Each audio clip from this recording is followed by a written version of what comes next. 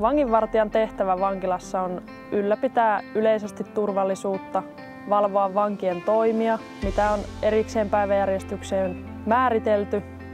Vanginvartijaksi sopii henkilö, kuka on jämäkkä, luotettava sekä rehellinen. Työskennellyt hyvin monenlaisten ihmisten kanssa, läsnä näkyvät mielenterveyden ja päihteiden käytön häiriöt sekä ammattimainen rikollisuus.